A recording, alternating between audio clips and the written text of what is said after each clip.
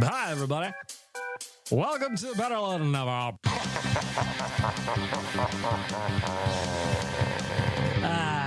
Shit. I'm not actually inside. We're just going to turn this down. There's a lot to get to, and I just don't have time. So we're going to let the intro play in the background. I'm going to bring the fader down, and I'm going to tell you that Better Late Than Never is brought to you by the audio department at theaudiodepartment.ca. Of course, the audio department works to create a safe space for creativity and collaboration for artists and musicians to realize their potential and share their message through sound and story. Better Late Than Never, fresh episode here, kicking off right now. Bag Milk here. I'm here too. I'm here too. I'm here. I'm here. I'm here. I'm here. Back from Florida, got in late last night. Going to start off with a quick recap of the trip to Florida, I suppose. I mean, should I even talk about the game or should I just ignore it? Well, yeah, I think you should just ignore it. I mean, like, everybody saw what happened. Nobody wants to relive 2 losses in a row on the road, especially when one of those games they outplayed the Florida Panthers quite handily, and Satan was a little bit upset. Listen, I spent all of Quad's college money on a game, and I still haven't had the heart to tell him that I lost. Wait, what did you... Don't even worry about it, Quads. Go back to your juice box. Back from Florida, like I said. Yesterday, thankfully, a uneventful day of travel.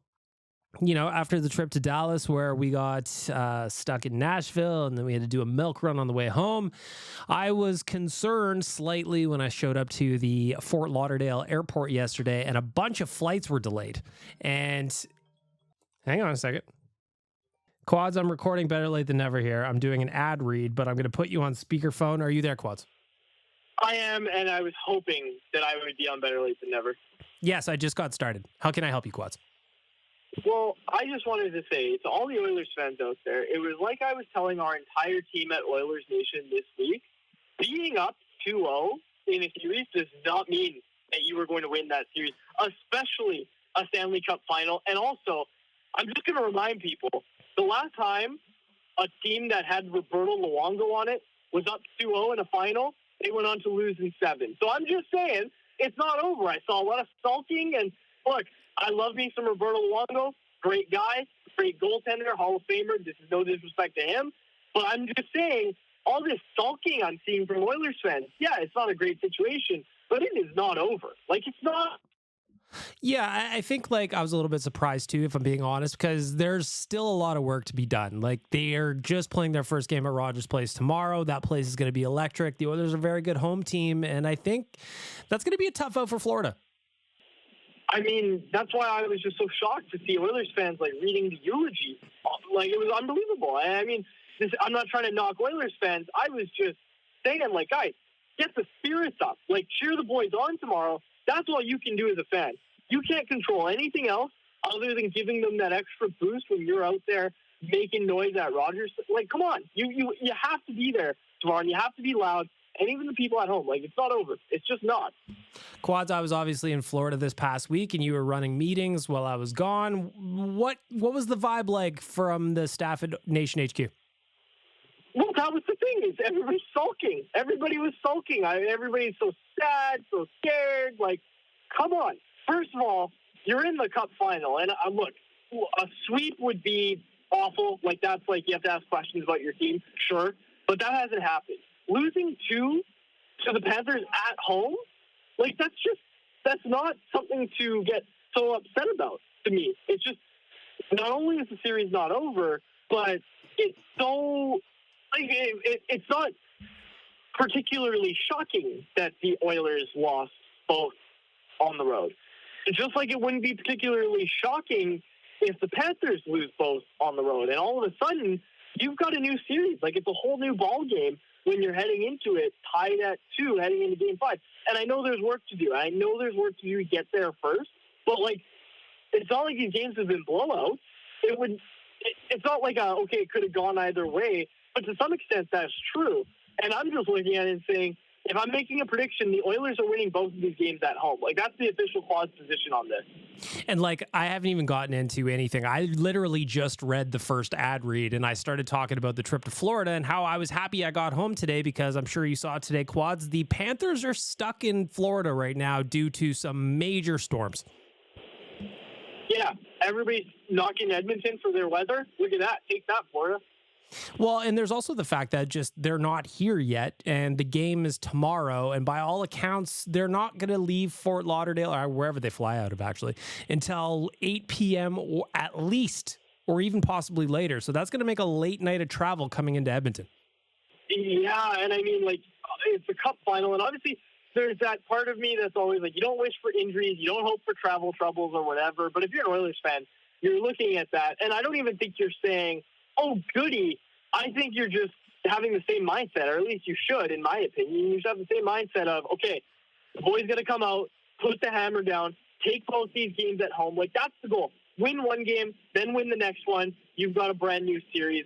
And I think you just kind of take it as well. If you're an Oilers fan, you're just happy that the Panthers are running into those troubles. Well, I mean, all of a sudden, if they win tomorrow, then they're in the exact same situation they were in the last two series against Vancouver and Dallas. They were down 2-1 after 3 games.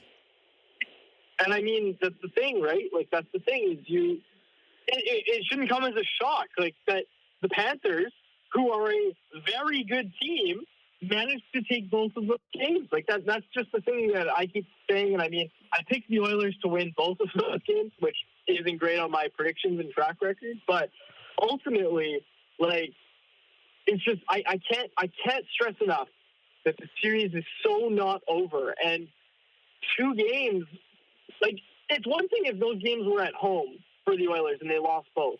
That I'm panicking, but I'm not panicking after 2 road losses in the Cup Final. I'm just not.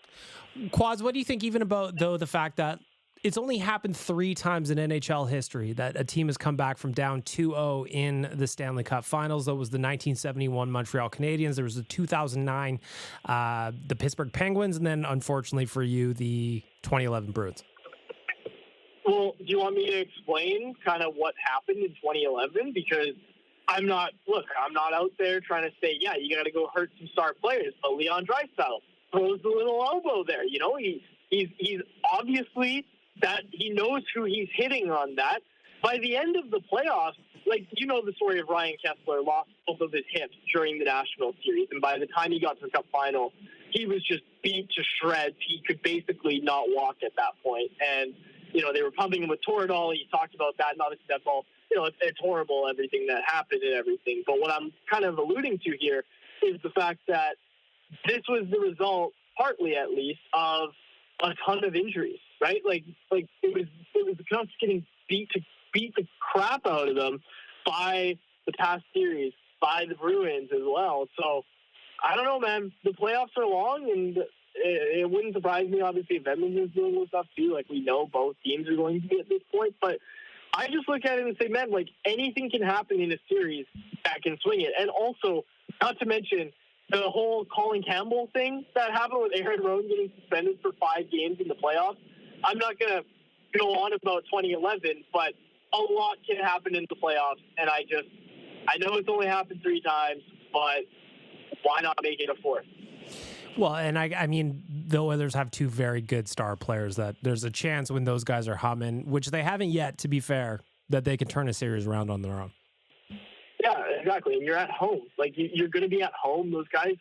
Like, here's what I think about when I just think about Leon Draisaitl and Connor McDavid, the competitors they are, right? Obviously, there's that video of Draisaitl, like, patting McDavid on the leg, or vice versa. I don't know who it was. I don't really pay attention to it. Was both both of them. But there was that clip. Yeah, there you go. There's, you know, little mutual pat. That's a great sign. But what I'm saying is, like, when you have competitors like that, and you have these guys who are clearly able to not only keep each other accountable, but the team accountable and in check, you have to think that those guys are going to come alive in this series, and that at some point, the depth as well of the Oilers is going to help out at some point, right? Like, I'm just looking at it and saying there's so much that hasn't gone right for the Oilers yet in this series, that, not to mention that Sergei Bobrovsky, like, heading into this series, we were doing our Cup Final preview on Canucks Conversation. We were like, we don't know who has the edge in goal, because Stuart Skinner sucks when he sucks, but so does Sergei Bobrovsky. And Stuart Skinner can get hot. He played well in the Dallas series, but Sergei Bobrovsky can also get hot. So who knows what you're going to get? Is it going to be a whole series for Sergei Bobrovsky, or is it going to be an up and down series for Bobrovsky? Who knows? Quads, I want to ask you a different question outside of the series. What do you think about the fact that we have so many credentialed media in the Stanley Cup Final? The first time ever that we've had that for the Nation Network. We've got Zach, we've got Cam here in Edmonton. Nick Alberga's flying into town. Obviously, Frank Saravalli's here. And then when we were in Florida, Tyler and Liam both had credentials for those games as well. Not to mention out in Vancouver all year long, we got me, Wyatt Arndt, Jeff Patterson. We got all the people out here in Vancouver, it feels like. And it's good, man. Like, it's the evolution. It's the evolution of Nation Network, and it's so fun to be a part of. And I don't know. I'm excited for the stories that we get to tell from the locker room, because out in Vancouver, like, we tell a lot of silly stories. Like, one of the most read stories at Canucks Army last season was me having a conversation with Colin Delia and Spencer Martin, who were the two backup goaltenders at the time in Vancouver, talking to them about Fartgate, which is when one of their skates made a fart noise on the broadcast, and John Shorthouse and John Garrett had a fun time with it. So I talked to Colin Delia and Spencer Martin about it, and we got a really funny conversation about that. And, like, those are the stories that we get to tell. So I'm excited to see what we get to tell with Oilers Nation in the room, and yeah, man, it's good. It's good stuff, and I'm excited to see it. Well, I appreciate your positivity, Quads. I'm going to go ahead and roll on with the podcast. Give me a score prediction for Game 3. Score prediction for Game 3, 5-2 in favor of the Edmonton Oilers. Ooh, I like that. I like that a lot. I'll call you later, okay? Yeah. Okay, talk soon. There's Quads. David Quadrelli, Nation Network Editor-in-Chief, checking in with a little positivity. You love to hear that from Quads, don't you? I was very positive there, wasn't I? Everybody knows I'm an oil man. Everybody knows I'm in on the Oilers. Everybody loves it. Anyway. What was I talking about? Oh, yeah. I was glad that my trip to back to Edmonton didn't have the kind of fuckery that the Panthers are facing today. And to be honest, I'm surprised that they waited till today to fly into town. They had the 2 days in between games. And here's the thing. When I was in Florida I was only there 4 days. Every day there was thunderstorm and flood watches. Thunderstorm and flood watches. Now, today, of course, they had flash flood watches. But when I asked my Uber driver on the way to the airport, I was like, is this common? He goes, that's Fort Lauderdale. That's Fort Lauderdale. And, travel delays, they're annoying. But me, yesterday, actually, when I got to the airport, I'm not going to lie, I looked up at the board and I saw about 10 delayed flights, and I went, uh-oh. My flight to Minneapolis was fine. Worked out great. I was happy about it.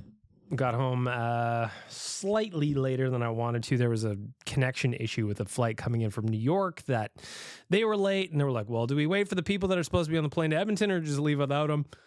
But what happened was we left without them. We still waited for like 25 minutes, though. 25, 30 minutes. The other thing I want to talk about from Florida was just the shenanigans. On the off day, we did a boat trip with Frank Saravalli. Captain Frank booked us a boat, a pontoon boat. We went onto the sandbar, just kind of hung out in the water all day. It was great. By the way, Tyler Yaremchuk heard the story on Real Life. If you listen to Real Life, he peed in a body of water for the first time in his life. Now, listen, I can subscribe to the idea of not peeing in pools. I've made my status clear on this. I will not pee in a pool under normal circumstances.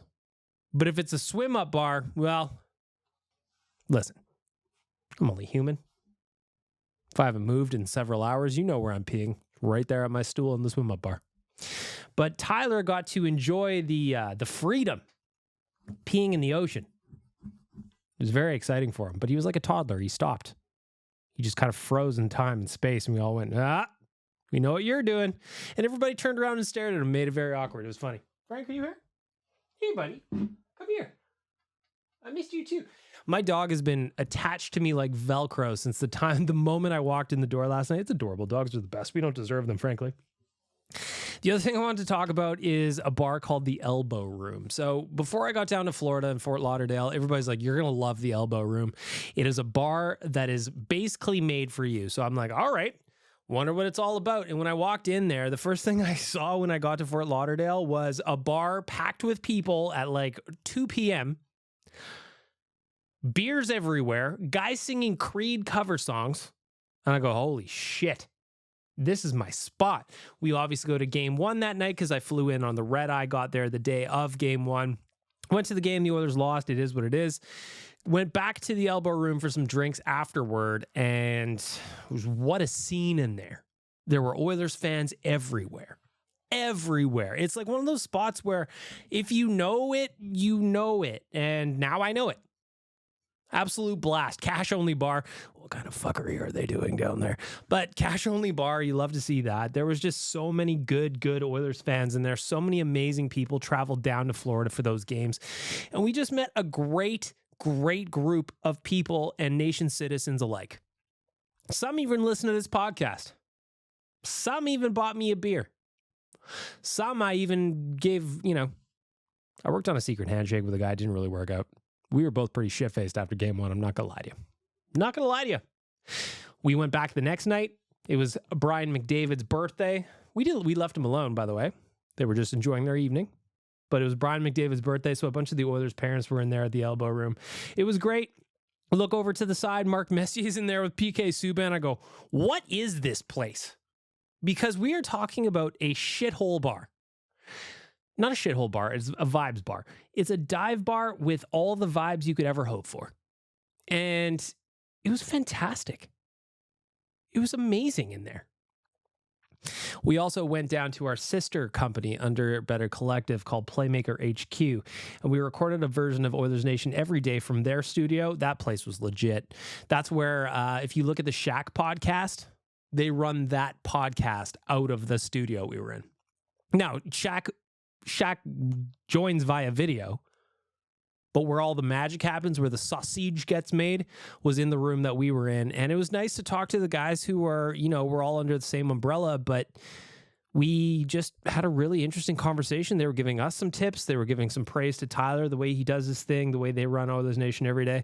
It was great to be down there too. We got some ideas on how to level up our own studios. Fantastic. Then that's when we went out and met Captain Frank. We were out on the water for a day. Saw some of the hugest fucking houses I've ever seen. I'm not gonna lie. So down in Fort Lauderdale, there's like this sandbar where people go and hang out. And that's where we went to hang out for a little bit. And after, a handful of hours, we had to bring the boat back. So Frank takes us through this series of like a canal system. Picture Venice, Venice, Italy, but an American version. So there's America, flags everywhere, but yachts, huge yachts. 200-foot yachts, I'm guessing. I didn't have a measuring tape.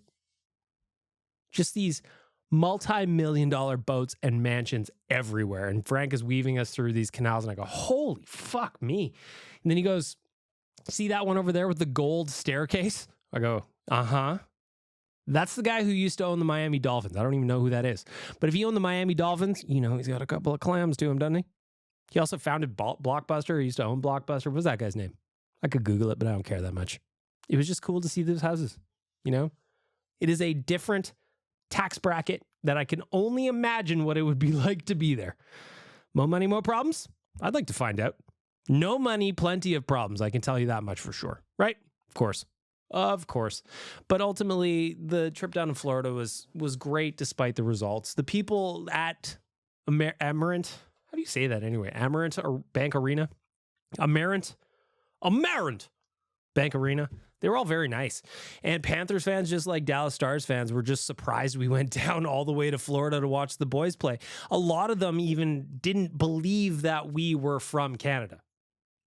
They would kind of be like, there's no way you're actually Canadian. Are you like from like Tampa or something?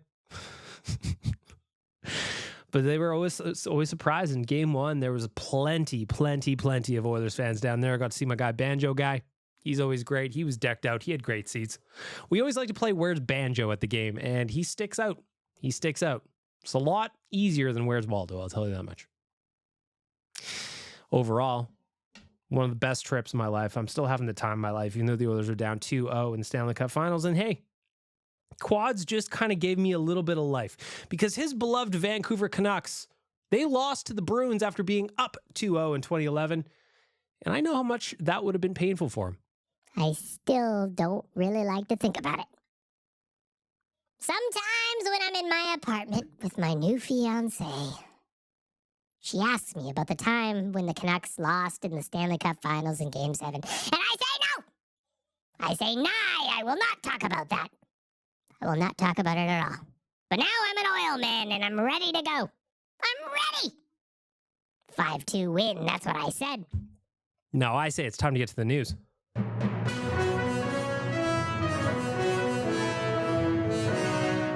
The news is brought to you by Star Mechanical.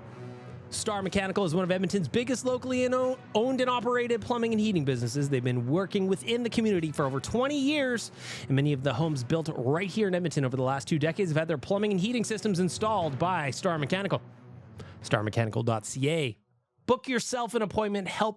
Let them help you keep your home running smoothly. So as I mentioned to Quads really quick, Zach Laing and Cam Lewis are credentialed media for the event, so they're covering it on behalf of Oilers Nation. And when I look at the website today, we just have some really great content up from the boys. Some really, really great content up from the boys. We've got scenes from morning skates. Cam wrote that. We've got the status of Evander Kane is up in the air for Game 3. Looking at the line combos that were out today, we have Nugent-Hopkins, McDavid, Hyman. We have McLeod, Draisaitl, Holloway. Janmark, Henrique, Brown, Fogle, Carrick, Ryan splitting duties down the middle, and Perry. So I found it interesting to see how Chris Knobloch put his lines together. I like Ryan McLeod as a winger. I think he's a winger, man, and I don't think that's a bad thing to say. I think he's a better winger. He's got more offense when he plays on the wing, and I think playing alongside Leon Draisaitl adds a ton of speed to that line. It's been effective in the past, so why not try it again? The Oilers need to score some goals. And being back at Rogers Place, they're going to have the benefit of the final change so they can get the matchups they want. After practice, Chris Knobloch spoke to Evander Kane for a couple of minutes. And I quote from Zach, Kane's absence wasn't the only noticeable one from Oilers practice. Darnell Nurse wasn't seen on the ice. Black ace Ben Gleason skated on the Oilers' second pair alongside Vincent Desharnais. Knobloch said to the club, hasn't really thought about Nurse being out of the lineup. When it comes to Evander Kane, his status is up in the air, I should say. Just quickly scanning Zach's article to make sure I get the quote right. Knobloch was coy around Kane's status for Game 3, going so far as to say he and his coaching staff haven't decided yet if the winger will play. Obviously, Evander Kane is banged up. Something's going on with Evander Kane. He's trying his best. He's throwing his body around, but he's not the same guy. And when you're hurt badly, like we heard he had a sports hernia before the playoffs even started. Like we heard that before it started. You know he's in pain. Especially the way he plays. And fuck, that sucks, man, because if Evander Kane was at the top of his game like he was in the playoffs a couple of years ago, man, what a difference maker that would be. But this is the Stanley Cup Finals, man. You know after this series is over, guys on both teams are going to be just like, I was basically dead. Got my leg cut off in Game 1. You didn't even notice I had a peg leg the whole rest of the series. I went out and skated fine. What the fuck? Something like that. Darnell Nurse wasn't on the ice, as I mentioned, but he is expected to play in Game 3. Cody Ceci, however, skated with Phil Kemp at practice today. That means he is probably out. Cody Ceci, a healthy scratch for 2 games? Question mark? It's an interesting thing that Chris Knobloch's doing because he's just got the stones of a coach. We haven't had a coach with these stones, these big. I'm trying to talk about his big old nutsack. We haven't had a coach with stones this big. I can't remember. Mac T? Kevin Lowe? I have no idea. But Knobloch doesn't care. It is based on performance, and it doesn't matter if you're a veteran or not. He will bench you if he feels like you're not playing up to par, and clearly he feels like that is the case for Cody Ceci, though I wonder how long it'll be until he gets back in.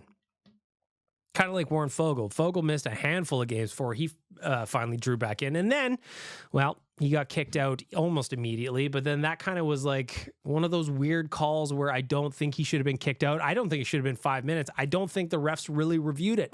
If you go to Bruce McCurdy's Twitter account, he shows a reverse angle of that hit where it just seems like Fogle tripped.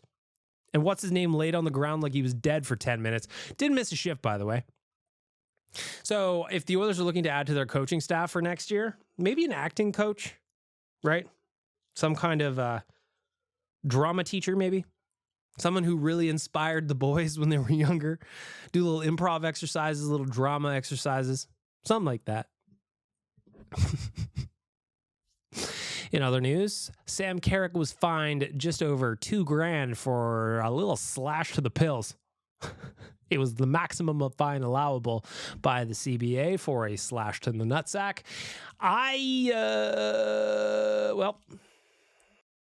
Hurt me when I saw it. I'm not going to lie. Hurt me when I saw it. Leon Draisaitl, no suspension, no fine for what I thought was a very overblown hit on Sasha Barkov.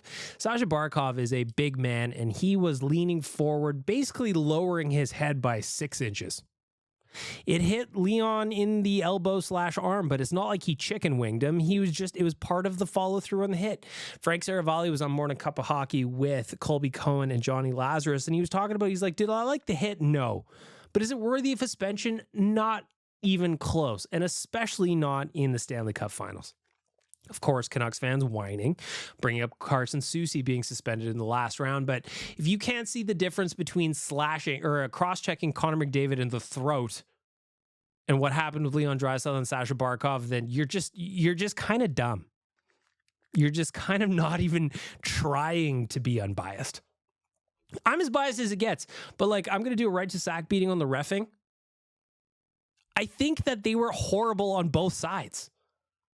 I think they missed things on both sides, and they called penalties that should have been penalties on both sides. Awful. Awful officiating so far in this series, specifically in Game 2. Again, the Oilers had 6 penalties. The Warren Fogle 5-minute one, that should have been 2. I'll give you 2. I will give you 2 all day on that one. But 5 in a game? Give me a break. I was going to swear there, and I was going to do it unnecessarily, so I decided not to. As I mentioned to Quads, the Panthers are currently stuck in Florida due to some flash flooding that's going on down there. And if you see the videos on Twitter, it is bananas. You see cars and trucks driving through, 2-foot puddles of water. I guess lakes. Impromptu lake, fake lake, spontaneous lake. It's like spontaneous combustion, but spontaneous lakeage. It's bad anyway. You can't fly in that. And that's why I'm very, very grateful that I got out yesterday instead of today. Again, when I showed up at the airport and I saw all the delayed flights, I'm like, am I going to have to spend another night here? Not that it would have been the worst thing to spend another night in Fort Lauderdale, but as it turns out, it would have probably been horrible. Because I would have looked outside, and outside of my hotel, there would have been the delicious Coconuts restaurant that, by the way, arguably the most expensive dinner I've ever been a part of. We went there after our boat day with Frank Saravalli, and he says, go to Coconuts. It's one of the best seafood restaurants, and it's right across the street from your hotel. Me and Jay love oysters. We ordered all the oysters. By the way, we had a couple of cocktails since then, so, the sticker shock wasn't really a factor, if you know what I'm saying. When I checked my credit card the next day, it was, I have regrets. I've made dumb decisions. I was the guy in the hot dog, and we're all trying to find out who did this. Finally, to wrap up the news for our friends at Star Mechanical, I've got the Knobloch report. When it comes to being down 2-0 in the series, Chris Knobloch says, and I quote, "We've been in tough situations and our mentality has been the same. Whether that was back in the regular season in Washington," that was kind of what turned the season around. Tyler Yaremchuk asked Leon Draisaitl about that in media day before Game 1. Whether it was back in the regular season in Washington against Vancouver and Dallas, just win the next game. Whether up or down, we've been able to think about winning the next game. He added that the players are cognizant of what's on the line at this stage of the year. Knobloch said that the coaches need to be able to recognize what sort of leadership the players need at the given time. And at this stage, he doesn't want to put any added pressure on them because it is the Stanley Cup Final and there's already enough pressure as it is. I quoted from Knobloch again, "The coach always has to read the room on what the players need. Is it more direct or more casual? Each day is a little different. I think the players put enough pressure on themselves, and it's different when you're playing mid-February on a road trip. A coach often has to get the players' attention, but right now, everyone knows what's at stake. Right now, it isn't important to be yelling and screaming as a coach. Everyone knows it's a big game. They don't need me to tell them." That's where we're going to wrap up the news for Star Mechanical.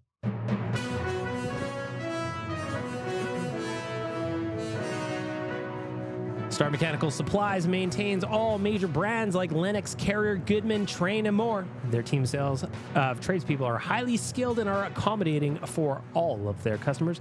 They offer 24/7 emergency services. Visit them at starmechanical.ca to schedule an appointment and let them help you keep your home running smoothly. Oh, Captain Felton with your charms. In your uniform, you're looking so fine, so true. Through the high seas and beyond. I'd follow the stars just to be where you are. Oh, I would sail the 7 seas for love. With you, my captain, under skies above.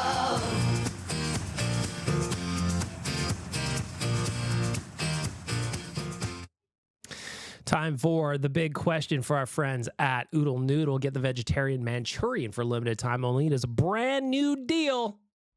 Only available at Oodle Noodle. They also have 4 torpedo shrimp for $4. I actually had these the other day. They're really, really good. I love Oodle Noodle in general. I always have. But ultimately, the torpedo shrimp, I'm going to give those a go. I love me some shrimp. I crushed one. You can also buy one, get one free on Uber Eats or DoorDash until June 30th with a Kung Pao, the Thai Hot Box, Singapore Box, or the Jungle Curry Box. And that's where I start off. The big question. So you've come to the master for guidance? Yes, you have. Today's big question for our friends at Oodle Noodle was, what's the biggest change the Edmonton Oilers need to make if they're going to win Game 3? I posted this one on Twitter, and the response was just all over the map and some really, really good ones. I'm going to start off with our boy Ryder from Play 107. He goes, it feels like we're playing not to lose. I say let them loose. Let's mix in a 6-3 win. Shake up Bob with some goals and get some offensive confidence back. The Towel Boy, he just goes, shoot! And listen, like, after only having 18 shots in Game 2, I don't like that one. I really hate this one. Shoot! The Juice says, McDavid with Draisaitl, and it looks like we're getting it. Captain Felton says, score goals. My boy Nick Alberga from the Leafs Nation says, shoot the puck, put it on net. Cody Stewart says, score more than one goal. Yeah. Geekily Confused says, stop doubting themselves and play some simple, solid hockey. When the Oilers are at their best, they're playing simple hockey. I've said that a million times before, and she agrees. Con Diddley says, play loose. Rub it out in the showers before the game. Let's fucking go. Well, maybe not in the showers. That's how you're going to get a call from HR, my friends. You know? I assume the Oilers have some kind of HR protocol. The Blowfish, we know him from the voicemail. Shoot the puck. If it's from the outside, aim for the defender's skate. Keep taking the body, though. There is literally nothing to save it for. Corey says, scoring more than one goal is going to help a lot. We got some pranksters in the mix. Of course, we're working through the big question for our friends at Oodle Noodle. Go check them out at oodlenoodle.ca. Available at all delivery platforms or for some takeout. Pop on in. You want to dine there? Do that too. They can do it all, our friends at Oodle Noodle. What is the biggest difference the Oilers have to make in order to win Game 3? My boy Dangerous Wade says, pregame. They need to have a few cocktails, relax, go play their game. Wouldn't recommend a beer Connor bought. Maybe some Long Island iced teas, a fancy pina colada. Armagnac? What is that? Armagnac. True Oil fan says, just play like they did in Game 1. I think that's fair. Bob's not going to get them shut out again. Play like they did in Game 1. They'll be fine. Jake says, just go outside and enjoy the moment. Just go out and enjoy the moment. Stay out of the scrums. Play a skill game. Groundskeeper Willie wants Gagne. The cheeky one says the boys need to produce. The big boys need to produce. I agree with that. JJ says, Connor said it best. Start playing street hockey. This series is not going to work solely with structure. Bobblehead 47 says, go back to the lineup we used to shut down Dallas. Target audience says, quicker breakouts and forwards have to give them an option for the defenders. They can't just turn and burn all game. That was one thing that I said on Oilers Nation every day. Offer some support. You know, I don't think that's rude.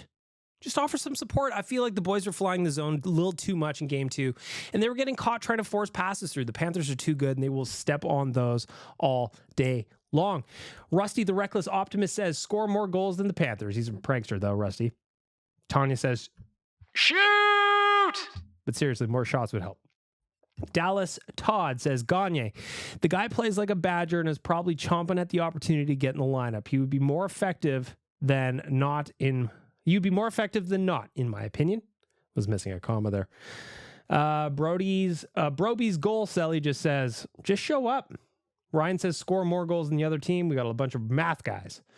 Hyman 18 says, shoot instead of making the extra pass. I agree with that one quite a bit, actually. Michael McHale says, score some damn goals and get yourselves to the net. Tyson McDonald says, beat Bob, damn it. Nathan says, shoot! Van says, pass the puck quicker to beat the Panthers' incredible forecheck. Again, that's where you have to give some outlet passes. You have to give some passing options. You can't just fly around hoping things are going to happen. Anti-macro. Steal that fly the zone with a forward start from Dallas. McDavid, McLeod, Holloway. Glassing out. Stop getting hemmed in at the line. JB DeLorean says, shoot! Mike Destroyer of Taco says, get to the blue paint. Prod Woo says, an acting coach. I agree with that one. Again, we saw the Panthers flopping, laying around, getting calls for it. I can't believe the refs fall for that shit in the Stanley Cup Finals. Is that really the best we have to offer? Anyway. Orange and Blue in my vein says, they need to shoot from everywhere. Rally Beef says, make a life hard on Florida's goalie. Get in his kitchen, mess with him, and be hard to predict. Bubba says, don't count on the refs. Beat the brakes off Kachuk and Barkov. The PK is good. They can get the job done. So there you go. The big question for our friends at Oodle Noodle. We're going to do this every week going forward. And I was told I'm going to have a bunch of stuff to give away. So watch out for the big question on my Twitter account or X. And you will get yourself in the mix to win some free Oodle Noodle as we continue on through the playoffs and into the offseason. Good afternoon. You're listening to Better Late Than Never. And Donkey Volley is a fucking dickhead. Bets of the Week segment is brought to you by our friends at Bet365, proud partner of Better Late Than Never. Open an account with Bet365 today and bet on a huge range of markets. So whatever the sport, whatever the moment, it is never ordinary at Bet365. Use the promo code OILYBONUS. Oily bonus. What is that promo code? Oily bonus. Looking at a couple of bets for tomorrow's game. So Waz, you have to clip these in a timely fashion, my friend, because these lines are going to move, and I quite like the bets that I've got pulled out here. Oilers are favored on the money line. They're coming back to Rogers Place again. The Oilers have been they've been a very good team at home all season, specifically after November, and they are currently minus 135 on the money line. So that is just a straight up win. Bettors are putting their money on the Oilers in the belief that they're going to come out and win Game 3. I'm with them. I've got one bet tomorrow, and I've already placed it, and that is it. Actually, I got another one coming here, but you'll know what it is. So I just bet it on a money line. So I'm going to keep my strategy simple tomorrow. I also like this one though, but I don't know that I'm going to touch it. Over under of 5.5 goals at minus 105. It's basically a pick 'em. You're almost going to get whatever you put in doubled, just a shade under. That's minus 105. So over 5.5 total goals. The Oilers win 5-2, like Quad suggested. Boom, that over hits. And of course, life is too short to bet the under. But the ones that I'm really interested in, I'm really, really interested in these. Both Connor McDavid and Leon Draisaitl are both plus 160 to score a goal anytime in the game. Neither of those guys has a goal yet. And in Leon's case, he doesn't even have a point yet in the series. But if either of them score, I think I might hit up both of them, to be honest. If either of them score, that is plus 160. Those are delicious odds for our friends at Bet365 for Connor McDavid and Leon Draisaitl. Plus 160 on an anytime goal at home at Rogers Place in a building that is going to be on fire with energy. Come on. Come on. You know I like it. You know I like it. Open an account with Bet365 today and bet on a huge range of markets. So whatever the sport, whatever the moment, it is never ordinary at Bet365. Use the promo code OILYBONUS. Thank you for listening to Better Late Than Never, where we had bag milk, Captain Felton and his massive hammer, Duke Suit is a dum-dum twat, Nick with a K, having a temper tantrum, and Donkey Volley, who legally is allowed around school zones. Thank you for listening to Better Late Than Never. I forgot, I was getting myself set up for the next segment. I forgot how just sharp the drop off is on that one. So I was actually just like looking for my next ad read. And then I wasn't watching the clock on that song. But you want to know what the next ad read is? Do you want to know what it is? It's time to complain a little bit. It's time for the righteous sack beating. You want to see a man, boy? I'll show you a man. Kick me in the jimmy. Trilogy Oil Field Rentals are proud sponsors of the Righteous Sack Beating. It was an Trilogy Oil Field Rentals are an established provider of tools and expertise across multiple oil field disciplines, specializing in rentals, pipe recovery, abandonments, and completions. Currently, they maintain full-time operating units in Provost, Weyburn, and Kindersley. You want to know what kind of tools they have? I'm going to tell you. Rental tools, fishing tools, coil tools, drilling tools, mills and bits, completion tools, any tools for any job. TrilogyRentals.ca. What's annoying me? Well, it's the same thing that's annoying a lot of people, and probably on both sides, to be honest. It is the refereeing in the Stanley Cup Finals, specifically Game 2. 6 penalties were given to the Edmonton Oilers. 4 penalties were given to the Florida Panthers. And if I was to guess, none of them made sense. Let's walk through them, shall we? Sam Bennett tripping on Evan Bouchard. That happened only 3 minutes and 11 seconds before Warren Foegele was kicked out of the game for the exact same play. The exact same play. Listen, even Satan thought it was the same play, and I'm the Prince of fucking Darkness. I've seen some horrible shit on this planet, and that was ridiculous. Oliver Ekman-Larsson tripping against Matthias Janmark. Again, the exact same play. 3 in a row. Knees. Sam Bennett and Warren Foegele and Oliver Ekman-Larsson all did the exact same thing. And yet, only one of them was a 5-minute major. Kevin Bieksa went on a rant on the broadcast about how that is not a 5-minute major. And I agree with him. All 3 of these should have been 2 minutes. Or all 3 of them should have been 5s. That should be how it is. But these refs that were reffing that game, they're just so inconsistent that it was completely embarrassing. Completely embarrassing. Evan Bouchard got a roughing penalty against Matthew Tkachuk for a little love tap on the glove. That's not even a preseason penalty, let alone in the Stanley Cup Finals. Just completely ridiculous. Matthew Tkachuk hooking against Connor Brown, I didn't think that was a penalty at all. I didn't think it was a penalty at all. So when he started going to the box, I was waiting for the replay on the big screen. I was like, what happened? Listen, I'm as biased as I can be. I'm an absolute Oilers homer, but that Matthew Tkachuk hooking call on Connor Brown was not a penalty.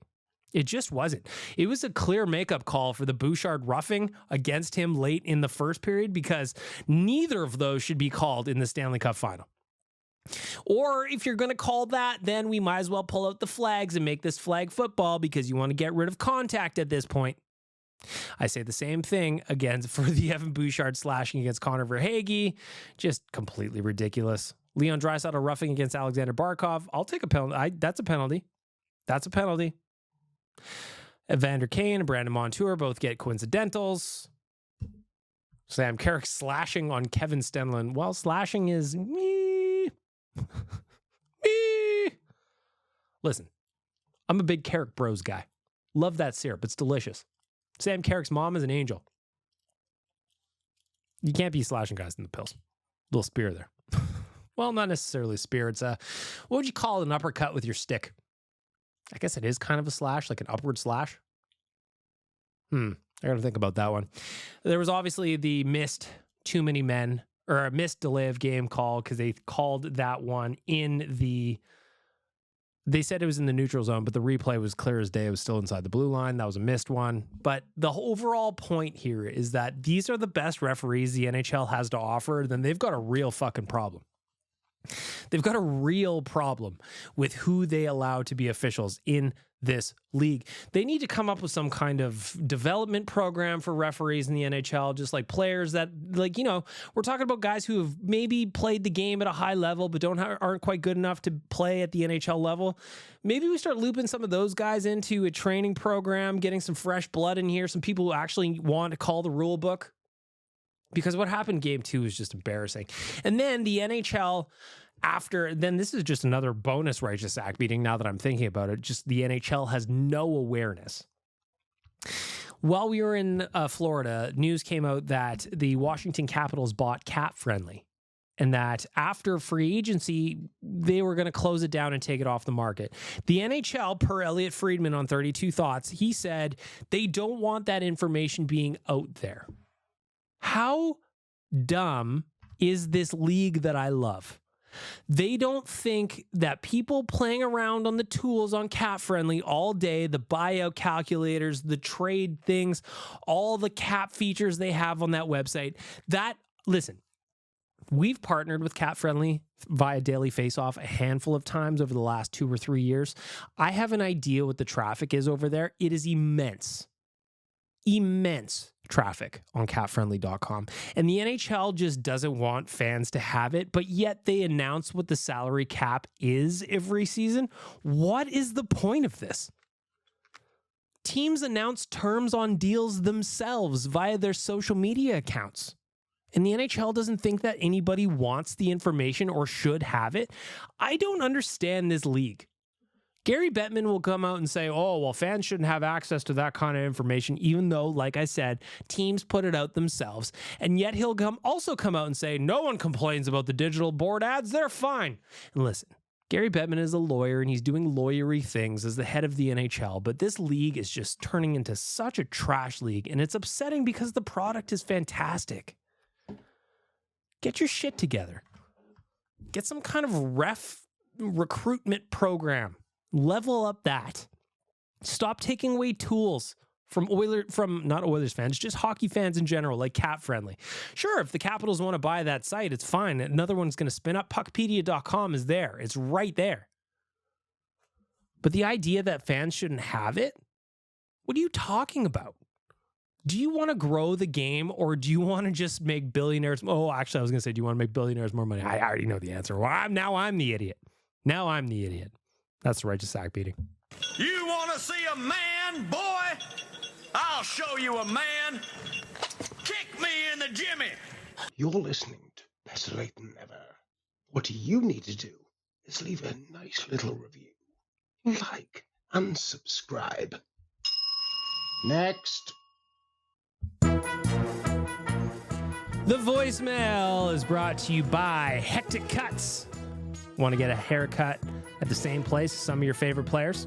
EK91, Hollywood, Stu Daddy, McLovin, Clouder. Have you ever been to Hectic Cuts? Is it time? Do you need a cut? Go check out the video that Waz did, by the way. It's hilarious. Book with the best barbers in Edmonton at Hectic Cuts. Located in the heart of the South Sides at Century Park. Bookings available online at hectic-cuts.ca. Cut spelled with a Z. Hectic-cuts.ca. Spelled with a Z. Starting off the voicemail. We got a little bit of a lighter voicemail this week, so no bonus episode for you.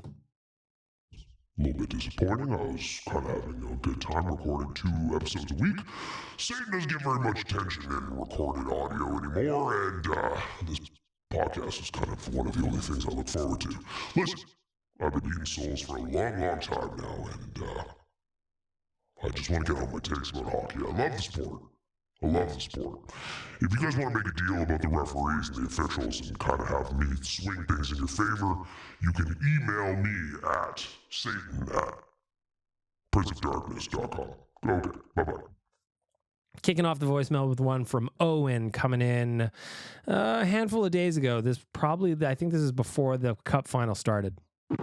Hey, BM. This is going to be, unfortunately, not a voicemail on the happier side, which I wish it were me, because this is going to be one hell of a couple weeks here as we watch our team make a run at Lord Stanley.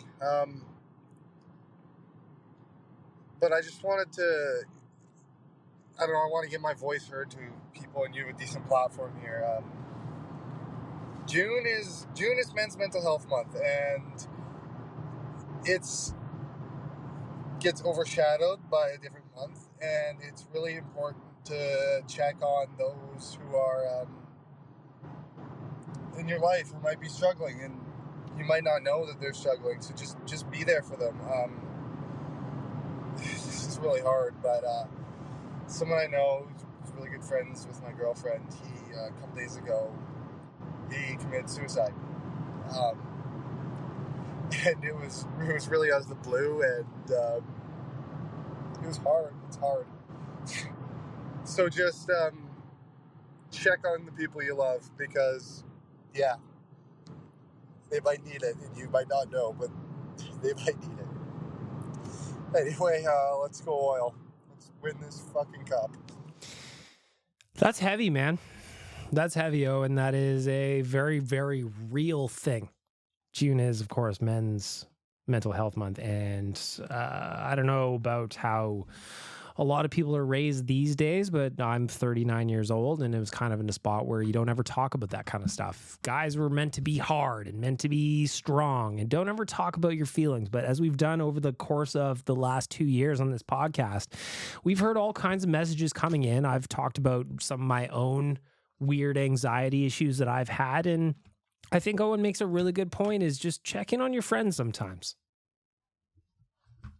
Have a conversation, see how they're doing. Don't just take fine for an answer, because, that's the answer that every dude gives is, how you doing? I'm doing all right. Doing fine. So I'm really sorry that you're going through that, Owen. That is impossibly tough to handle, especially when it's incredibly unexpected. It's just, I don't have anything to say other than to talk to somebody. I don't have any advice other than check in on your friends. And Owen said it. Owen said it here. So Canada.ca has got some mental health and wellness tools available, and so does the Canadian Mental Health Association. So the link to that is cmha.ca. cmha.ca. That is the Canadian Mental Health Association, as well as Canada.ca. If you put in mental health and wellness, they do have some tools available for free here. They do have some options of people you can talk to. And if you need it, please do talk to somebody.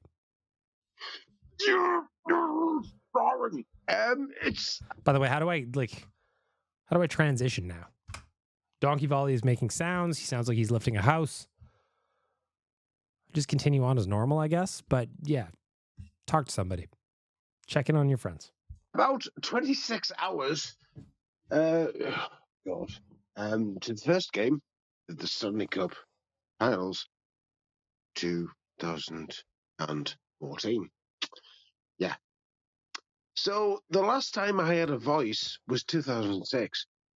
And I basically had a voice which was inside my testicles. Going, I like ice hockey. It's really good. It's like, oh, fuck. I'm nervous.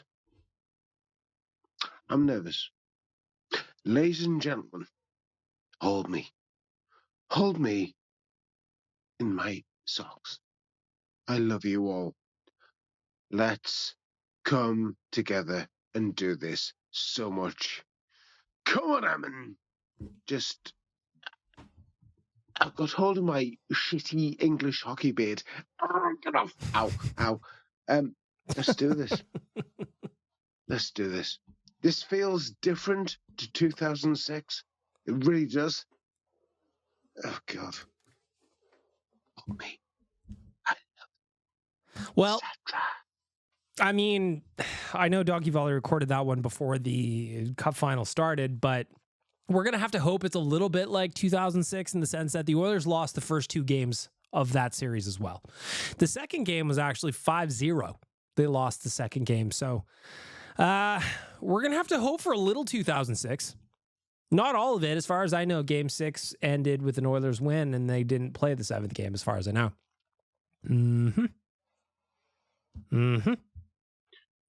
Hold me, and then you touch me. And I can get my satisfaction. Oh. Evan Bouchard. Evan Bouchard. And that is just really, really strange that I've just done that. And Bouchard struggled so far in the series. It's weird to watch him not have clean zone exits every single time, but in game 2, he had a costly error trying to pass to Connor Brown. It wasn't really working, wasn't a great passing option to begin with, and that ended up being the game-winning goal. So, Donkey Volley, I'm sorry, I know you left this again before game 1 even started, but I got to add some context. Anyway, fuck Jesus Christ on a stick. Good Lord. I'm nervous as fuck, by the way. My bum, my bottom, my English bottom is going 5p 50 pence, 5p 50 pence. And how much is 5p? Canadian dollars. I could look it up, but I'm not gonna. 50 pence? I assume that's half of a pound. I've never been to Europe. I assume that's half of a pound, so what is 1 English pound relative to Canadian dollars? It's like $2 or something like that. 2.10, maybe slightly under. I have no idea. I'm just putting a lot of things, brown nonsense down my... By the way, when I was down in the States, people were asking what the temperature like in Canada at this time of year, and I kept trying to have to do the math in my head. I like, our boy Jay came on to, not Jay Downton, Nation Jay.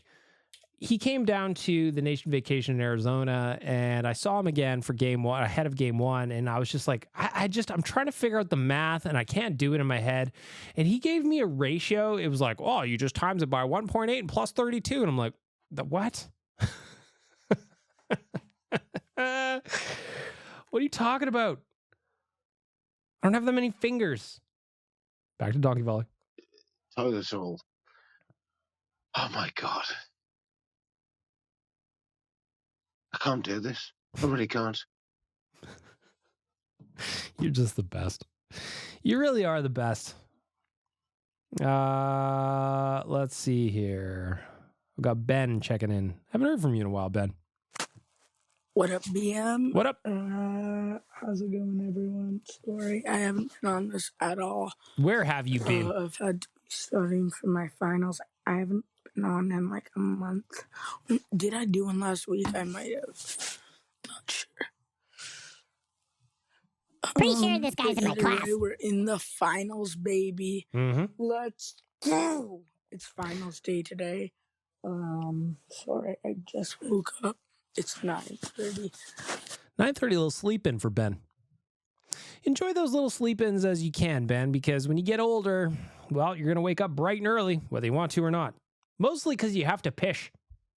But yeah, finals, baby. My predictions so far have all been right. I said 5, 7, 6, and 4, like when I did my bracket challenge. For the Oilers, at least. So fingers crossed, knock on wood. But yeah, I think we're gonna do this. Well, I do appreciate that you picked Oilers in 4 in the final. We're gonna need at least 6. We're gonna need at least 6, Ben, and we're gonna have to win 4 straight to get there. So it's gonna be a tough one. Ladies and gentlemen, I know you're gonna hate me, and fuck yeah, I'm stroking my shitty playoff beard. Good afternoon. Good afternoon. Yeah. I can see Marc-Andre Bergeron railroading. We can't be talking about that unless Dmitry Kulikov does it to Bobrovsky. You don't want to see anybody get hurt, but if Dmitry Kulikov, Marc-Andre Bergeron, Bobrovsky, that might help. Dwayne Rollison, please, Emin, don't do this. Come on. We're all behind you. We fucking love you. Come on. Let's do it. Fucking come on. Let's do it, you bastards. I wonder, like, I don't have any voicemails this week, so I wonder if any of these came in after game 1 or game 2 from Donkey Volley. You know? So far, it's been a lot of hope. But I do see some voicemails from Nick coming up where I'm assuming they won't be quite as hopeful. Okay, I'm going to drop a batch load of info. Or not info, but just stuff, because I've been listening to like podcast. It's driving me insane. So, what did we miss? What is happening right now, Ben? You sound like you are in a static room. Like you were living in a Velcro space where you were crawling through the middle of it. Searching for hope. Searching for answers. Searching for an exit that just isn't there. If you could give a quick breakdown. Howard Dukes and the Donkey. And Ben, I you know I love you, pal. That one just sounded awful. Dukes is doing great. Donkey's always doing great.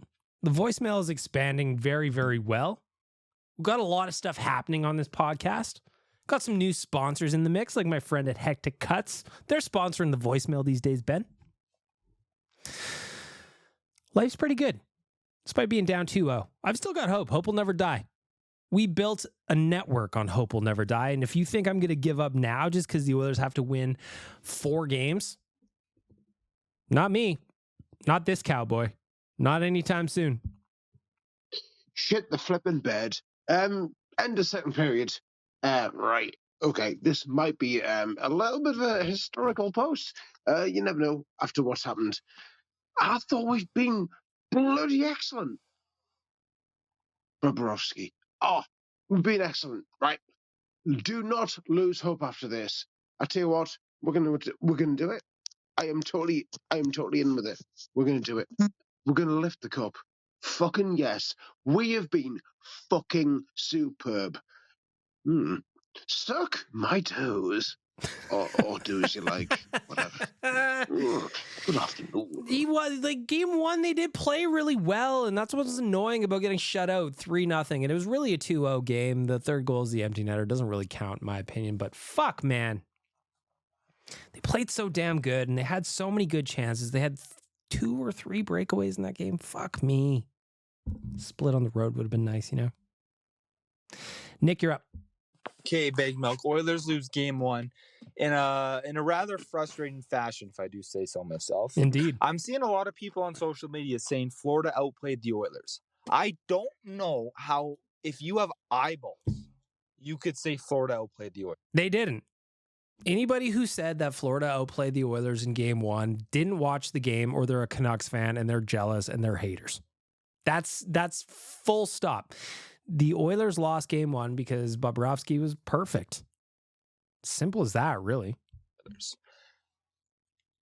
Positives, though. Oilers played well, I thought. They played good enough to win. They significantly outplayed Florida. Bobrovsky. My goodness. He played unreal. I will say, though, he also got lucky. I don't watch the highlights after the Oilers lose. I don't either. There had to be 3 looks the Oilers had where Bobrovsky was laying on his fucking back and they missed. Yep. And not to mention the one where he stopped the shot with the knob of his goddamn stick, which I can't tell if that's the most skilled play I've ever seen or the luckiest play. Luck. It's all lean luck. towards the latter. But the reality is sometimes you need luck to win hockey games. I'm not taking anything away from Bobrovsky, especially after game 1. He was electric. The Oilers played well. It's a good sign.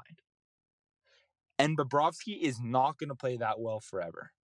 They will get their goals. They will get their looks. Play that well, and we just might win this thing. I see another message from Nick coming up after this one from Vinny's Sock. I imagine Nick will be a little bit more frustrated after game 2. Game 1 didn't go as planned. I got shut out. And now I have a really bad case of diarrhea. I got serious runs right now. For fuck's sakes. Okay. Hectic Cuts coming in with a voicemail. Frustrated Nick. I'm guessing this one came in after game 2. KBM, the Oilers was a rather frustrating game 2. Yep. 7 shots in 2 periods of play. Nowhere near good enough. Is unacceptable in any NHL game. Yep. Let alone a playoff game. Mm-hmm. Let alone a final game. What the those 2 games the Oilers played so differently and lost both of them. Fuck. Now, before that little bitch Danger Suede comes out and makes a song about me being a whiner or calling me a bitch or whatever, I am 1,000% still on board. I still 100% believe this team can win the Stanley Cup. Oh my goodness. Nick, you know what? I apologize to you because I doubted you. I thought you were going to be negative Nick. The title says frustrated Nick, and I get it. I was frustrated too. I was walking out of that building. I was down and out. I still believe. But damn it, I was frustrated too. It ain't over till the fat man sings and Dukes isn't singing yet. I'm just a bit of a... Why has Dukes got to take shrapnel here? Dukes, I'm not allowing that. I'm not allowing that from Nick. You're a handsome man. You have a George Costanza tattoo on your arm. Still think about it sometimes. Not allowing that. Not allowing it. I always assume things are going to go wrong.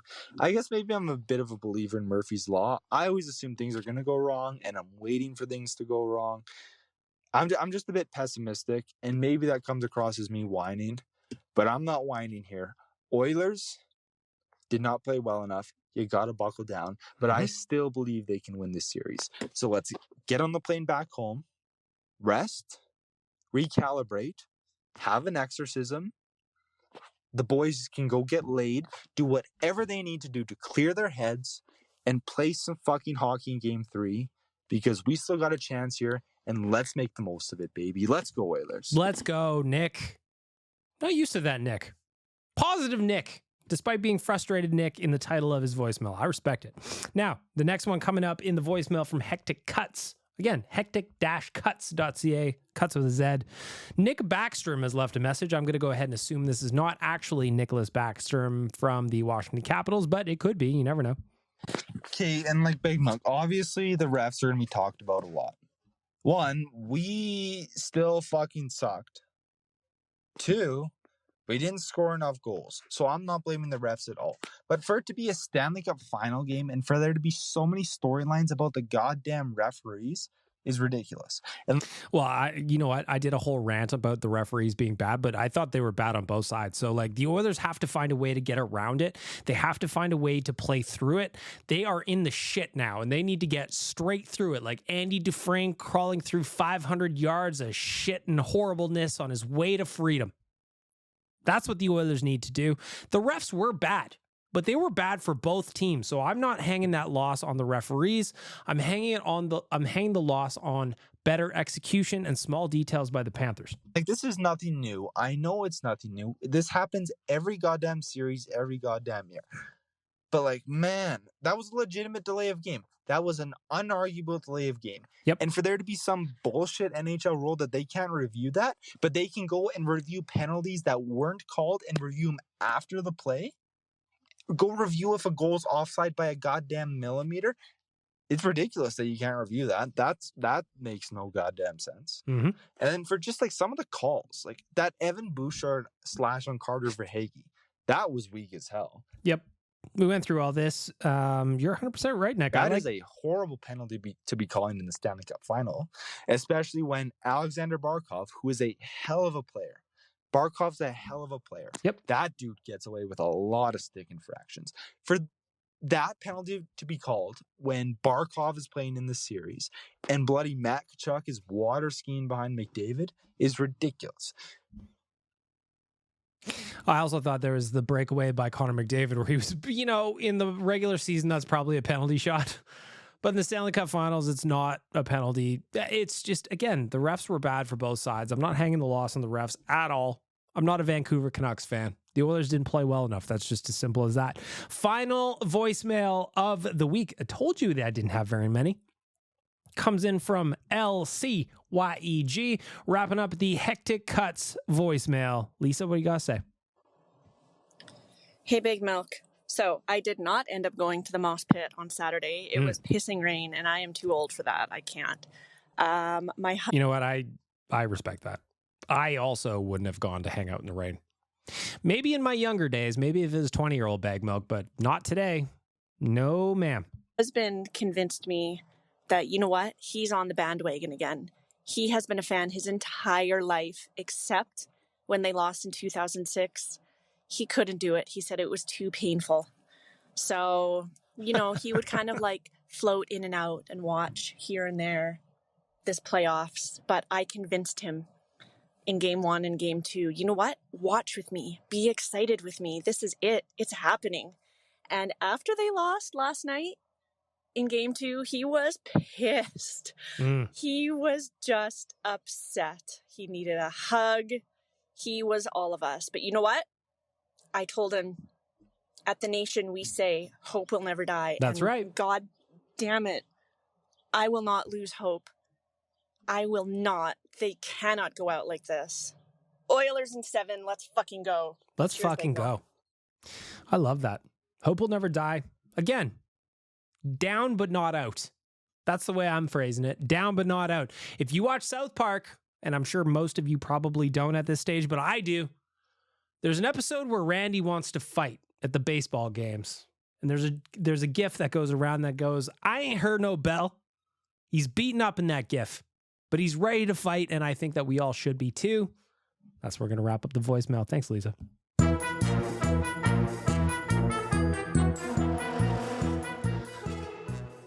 Book with the best barbers in Edmonton at Hectic Cuts, located in the heart of the South Side, right in Century Park. Bookings available online at hectic-cuts.ca. Go get yourself cleaned up. Waz did. Zach Laing did ahead of his Stanley Cup debut as a credentialed journalist. Hectic Cuts, sponsors of the voicemail. And here I'm going to say one final thing. The Oilers may not be in the spot we wanted them to be after 2 games, but like David Quadrelli said, teams have lost being up 2-0 before, including his beloved Vancouver Canucks. We have the 2 best players on the planet, Connor McDavid and Leon Draisaitl. They can win games single-handedly on their own. And when you are in Edmonton, you get the favorable matchups. And tomorrow, they are going to play in a building that is going to have the roof blown off by the people lucky enough to be in there. And let me tell you something, having just come down from Florida, or come back home from Florida, those players have not played anywhere in their playoff run that is going to be as electric as that barn will be tomorrow night. So cheer loud if you're going. If you're not going, find some friends, find some loved ones, find some of your favorite people to watch the game with. This thing is not over, and I refuse to believe that it is. And with that, we wrap up another edition of Better Late Than Never. I will talk to you next week. Donkey Valley, Donkey Valley. Don't you let him near your herd with that charming grin. He'll woo your goats from cliffs and hills, won't